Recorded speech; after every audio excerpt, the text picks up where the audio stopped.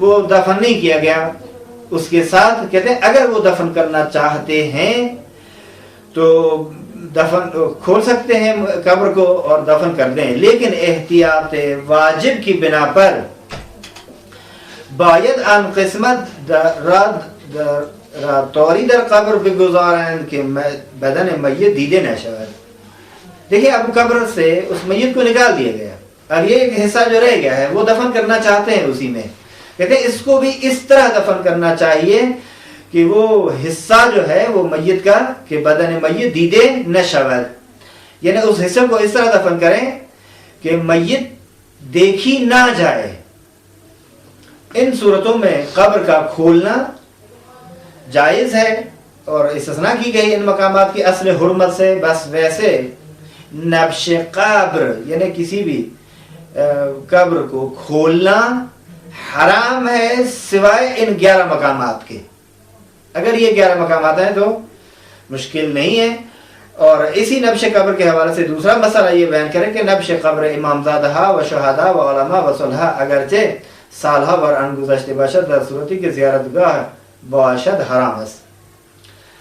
دیکھیں کہتے ہیں اگر کسی امامزادے کو یا کسی شہید کو یا علماء میں سے کسی بزرگوار کو یا صلحاء میں سے اور بہت سال اگر گزر جائیں، اگر وہ زیارتگاہ بن چکی ہے، لوگ آتے ہیں زیارت کرتے ہیں اس امامزادے کی یا اس شہید کی زیارت کے لیے آتے ہیں یا اس عالم کی قبر پر حاضری دینے کے لیے آتے ہیں یا اس عبد صالح کی قبر پر آتے ہیں، تو ان صورتوں میں کہتے ہیں حرام ہے قبر کا کھولنا، نبش کرنا.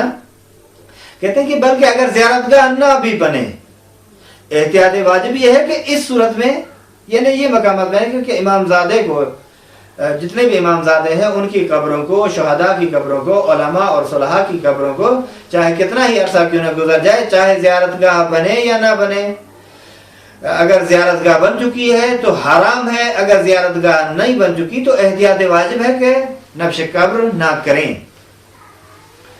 اب یہ گفتگو تھی وہ جو اغسال واجب کے بارے میں، اور اب کچھ اغسال ہیں. البتہ یہاں ان اغسال جو مخصوص ہیں خواتین کے ساتھ ان سے پہلے اغسال مستحب، حالانکہ ان کو چونکہ مناسبت بحث ہے اسی لیے ذکر کر رہے ہیں، وَإِلَّا طریقہ کار یہی تھا کہ چونکہ آپ نے اغسال واجب پہلے بیان کرتے تھے، اس کے بعد اغسال مستحب بیان کرتے، اور پھر اغسال واجب میں 2 تقسیم کرتے ہیں. کچھ اغسال مشترک ہیں مردوں اور خواتین کے درمیان میں، اور کچھ ایسے ہیں جو مخصوص ہیں خواتین کے ساتھ. یہ بیان کرنے کے بعد ایک مستقل چیپٹر بیان کیا جاتا اور عنوان دیا جاتا اغسال مستحبہ کا، لیکن انہوں نے اس مشترک احکام اور مشترک اغسال کے بعد فوراً ایک عنوان دیا ہے جس کا نام ہے اغسال مستحب. کون سے غسل مستحب ہیں؟ کہتے ہیں غسل جو مستحب ہیں وہ بہت زیادہ ہیں، لیکن کچھ کی جانب یہاں اشارہ کیا جا رہا ہے. ہم اشارہ کر رہے ہیں نمبر 1 در این اوقات غسل کردن مستحب ہے. چند وقت بیان کیے ہیں جہاں مستحب ہے غسل کرنا. روز جمعہ کا غسل کہ نماز جمعہ سے پہلے انجام دیا جائے. نمبر 2 اب اس کی تفصیل وغیرہ یہاں نہیں بیان کر رہے، فقط اتنا ہی نام بیان کر رہے ہیں کہ وہ کب اور کیسے، آیا جمعرات کو بھی کر سکتے ہیں یا نہیں کر سکتے، ان چیزوں کو یہ بیان نہیں کرا، صرف یہ ہے کہ جمعے کے دن کا غسل. نمبر 2 پیغمبر کی ولادت کے دن کا غسل، وہ کیا ہے؟ 17 ربیع الاول. نمبر 3 پیغمبر کی بعثت کا دن، وہ ہے 27 رجب، اس میں بھی مستحب ہے. کہتے ہیں کہ رجب کی ابتدائی اور درمیانی اور آخری ایام جو ہیں یہ مستحب ہے کہ غسل کرنا چاہیے. یعنی پہلی تاریخ، 15 تاریخ اور آخری تاریخ جو شب نیمہ شعبان، 15 شعبان کی شب کا، رات کا غسل. اس کے بعد کہتے ہیں کہ ماہ رمضان کی فرد راتوں کا غسل. یعنی ہمارے پاس 2 چیزیں ہیں، یا جفت اور طاق، ٹھیک ہے. مثلا 2 یہ جفت ہے، 4 جفت ہے، 6 جفت ہے، 8 ان کو جفت کہتے ہیں۔ کچھ راتیں ہوتی ہیں جو طاق ہوتی ہیں، ٹھیک ہے، مثال کے طور پر پہلی، تیسری، 5ویں، 7ویں، 9ویں، 11ویں، اسی طرح کہتے ہیں کہ جتنی بھی ماہ مبارک رمضان کی فرد اور طاق راتیں ہیں ان کا غسل مستحب ہے۔ اس کے بعد کہتے ہیں کہ عید فطر اور عید قربان کا غسل بھی مستحب ہے۔ اس کے بعد کہتے ہیں کہ 8 اور 9 ذی الحجہ کا غسل بھی مستحب ہے، دن کا غسل ہے، وہ غدیر کے دن کا غسل بھی مستحب ہے۔ یہ ایک مثال۔ دوسرے نمبر پر برائے بجائے آوردن کار های ذیل غسل کردن مستحب ہے۔ اب ذیل اور زیر دونوں لکھ دیا ہے، یا زیر لکھیں یا ذیل لکھیں وہی میں، یعنی مندرجہ ذیل ایسے مقامات ہیں جہاں مثال کے طور پر مستحب غسل کرنا۔ نمبر 1 احرام عمرہ و حج، 2 طواف کعبہ، 3 وقوف بعرفات، 4 زیارت۔ تیسرے نمبر پر کہتے ہیں کہ برائے وارد شدن بحرم مکہ و شہر مکہ و رفتن بمسجد الحرام و مسجد النبی و رفتن بمدینہ منورہ نیز غسل کردن مستحب ہے۔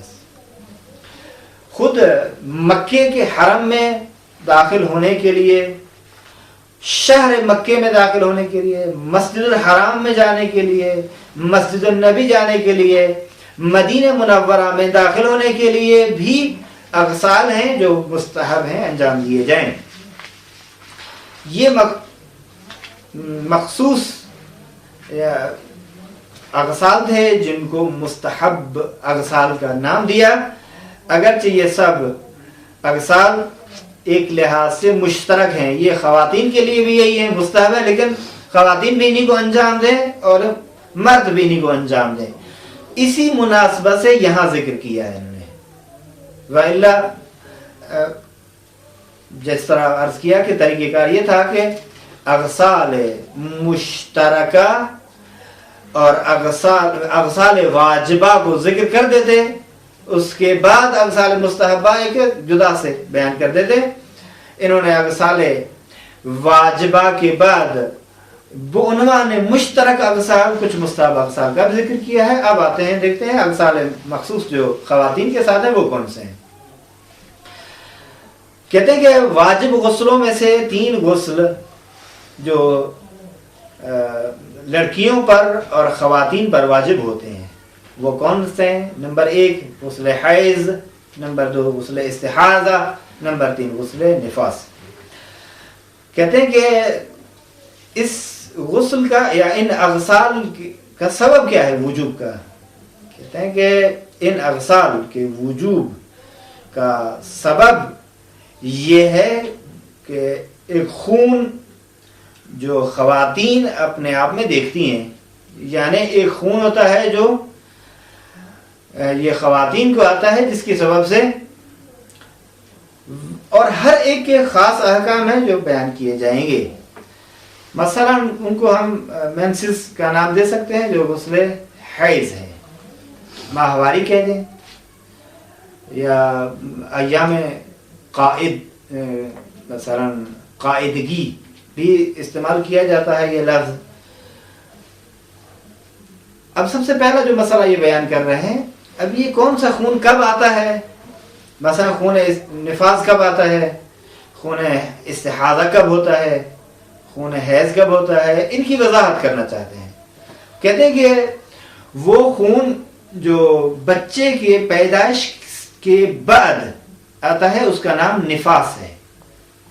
وزن را در مدت خون ریزی نفسا میگویند، اور جتنی بھی مدت یہ خون آتا رہے اس عورت کو ہم کہیں گے یہ نفسا ہے۔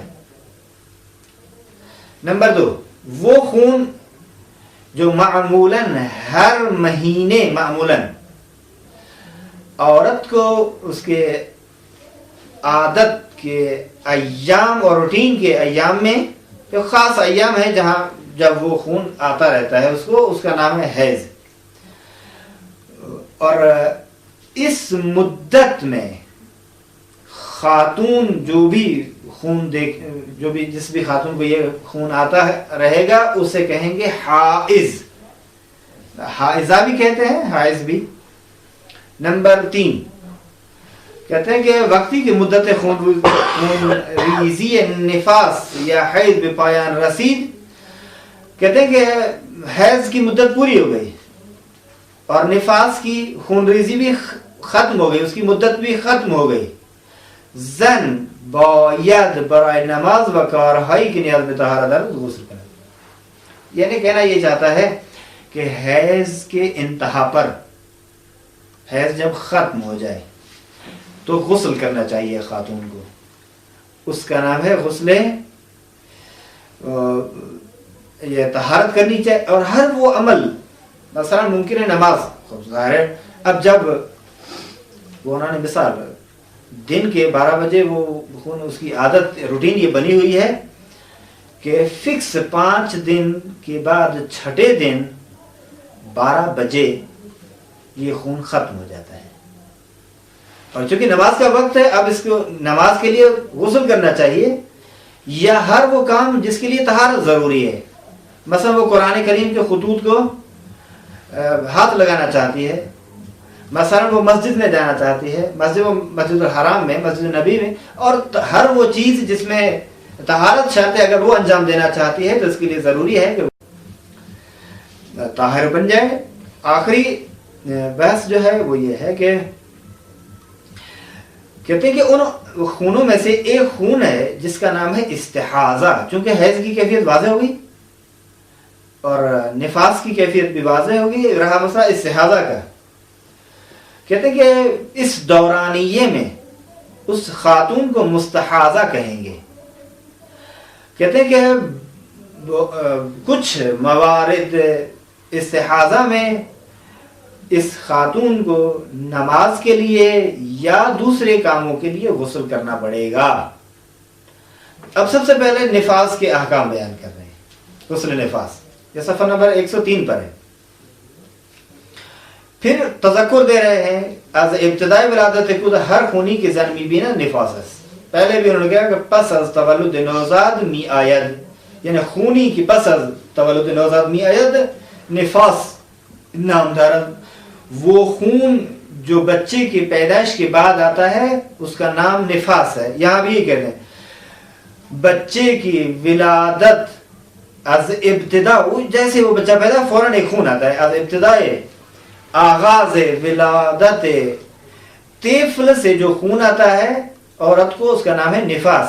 نمبر 2 کہتے ہیں کہ نفاس کی خون ریزی ممکن ہے ایک لحظے کے لیے ہو اور ممکن ہے کچھ دن تک جاری رہے، لیکن 10 دن سے زیادہ نہیں. جتنا بھی چاہے خون اس کو آتا رہے، لیکن نفاس کا خون 10 دن سے بڑھ کر نہیں ہوتا، 10 دن سے زیادہ نہیں ہوتا.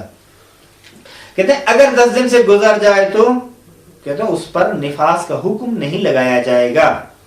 3 نمبر پر کہتے ہیں کہ زائمان کی خونریزی کے ختم ہونے کے بعد عورت کو ایک غسل کرنا چاہیے جس کا نام ہے غسل نفاس، اور نماز اور دوسری عبادتیں وہ انجام دینی چاہیے اسے. بس یہاں ایک ایران میں جو کچھ مرسوم ہے کچھ علاقوں میں، اس کے بارے میں بیان کر رہے ہیں کہ یہ چیز صحیح نہیں ہے جو ہمارے کچھ علاقوں میں رائج ہے. کہتے ہیں کہ بعض ایریا میں، بعض علاقوں میں کچھ رسمیں ہیں. ان رسموں میں سے ایک چیز یہ رائج ہے کہ 7 یا 10 دن پس از ہفت یا 10 روز بے حمام رفتے و غسل نکلا ہے. یعنی چاہے وہ خون آئے یا نہ بھی آئے، ہمیشہ 7 دن کے بعد یا 10 دن کے بعد حمام میں جاتی ہیں اور غسل کرتی ہیں. وقبل از آن ہرچے خونریزی کرد شود نماز و سایر عبادت انجام نمی دہند. کہتے ہیں کہ ان ایام سے پہلے نہ ہی تو وہ نماز پڑھتی ہیں اور نہ دوسری عبادات انجام دیتی ہیں. اور ان کا خون بھی پہلے بند ہو چکا ہوتا ہے، لیکن اس کے باوجود چونکہ ایک رسم جا رہی ہے